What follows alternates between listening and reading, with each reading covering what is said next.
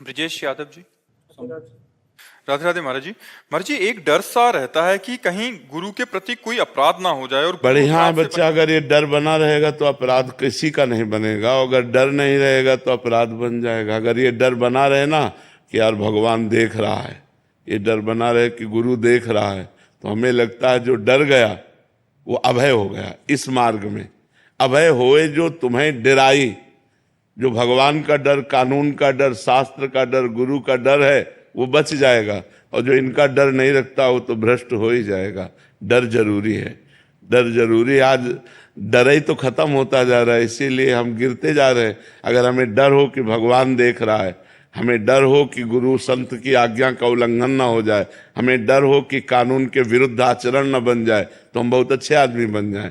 डर हमें अच्छा आदमी बना देता है, और जहां इधर निडर हुआ तो फिर वो गिर जाता है। जिसे है कि हम झूठ नहीं बोलेंगे, बेईमानी नहीं करेंगे, कोई जाने या ना जाने, भगवान तो जान रहा है ना। भगवान का डर है, गुरु का डर है, संत का डर है, वो अच्छी बात है, वो अच्छी बात है।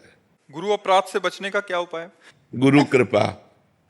गुरु के अपराध से गुरु ही बचा सकता है, दूसरा नहीं, दूसरा नहीं कह सकता।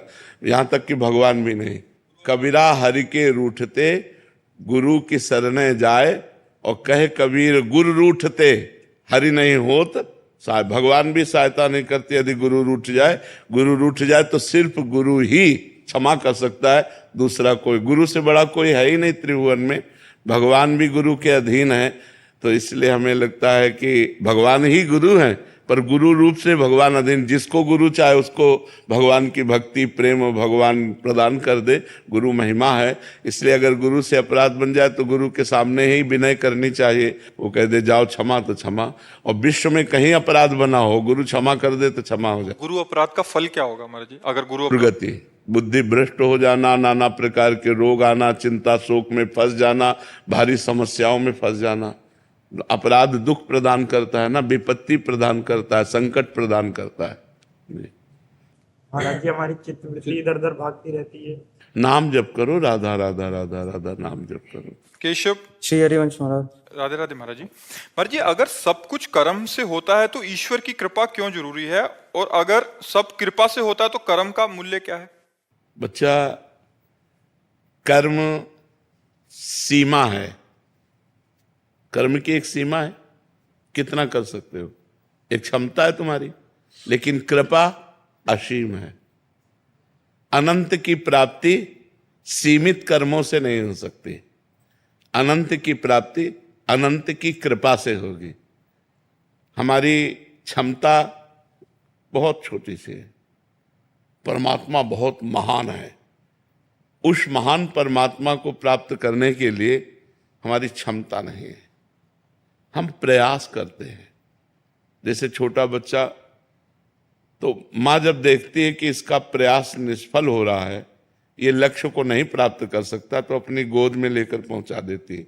तो माँ जो गोद में लेकर पहुंचा रही वो है कृपा, और जो कर्म है वो हमारा, वो उस बच्चे की तरह है जैसे जो अपने पैरों से चल नहीं पाता, केवल घुटनों से रेंग पाता। माता ने देखा कि डेहरी बहुत बड़ी है, ये पार नहीं कर पाएगा, तो गोद में लिया, उधर कर दिया। वो है कृपा। भगवान की कृपा और हमारा कर्म दोनों को देखना होगा। जब तक वो बालक रेंगता हुआ घुटनों के बल चला नहीं, तब तक मां की कृपा नहीं हुई। और जब वो चला और डेहरी नहीं नांग पा रहा, देहली, तो माता ने नंगा दिया। तो कृपा और प्रयास दोनों जरूरी हैं। इसमें न कोई हम ये कहें कि बड़ा न छोटा। जब हम प्रयास करते हैं और हमारे प्रयास को प्रभु देखता है, तो वो अपनी कृपा रूपी गोद में लेकर के इस संसार समुद्र से हमें पार कर देता है। लेकिन हम प्रयास ही न करें, हम प्रयास ही न करें, तो फिर अनुभव, कृपा का अनुभव नहीं हो। हमें प्रयास करना। जैसे आप लोग प्रयास किए तो वृंदावन आए, प्रयास किए तो सत्संग में बैठे, प्रयास किए तो आपको वाणी सुनने को मिल रही है। तो ये जो वृंदावन आना हुआ, ये कृपा हुई। प्रथम यथामति प्रणव श्री वृंदावन अतिरम्य, श्री राधिका कृपा बिनु सबके मनन अगम्य। तुम्हारे मन में भी जो बात आई, चलो वृंदावन चलते हैं, ये श्री जी ने प्रेरित किया। लेकिन चलना तो आपको पड़ा ना, बस में, ट्रेन में, जो भी आप जैसे भी आए, प्रयास तो आपका और कृपा लाडली जी की। तो ये दोनों जरूरी है।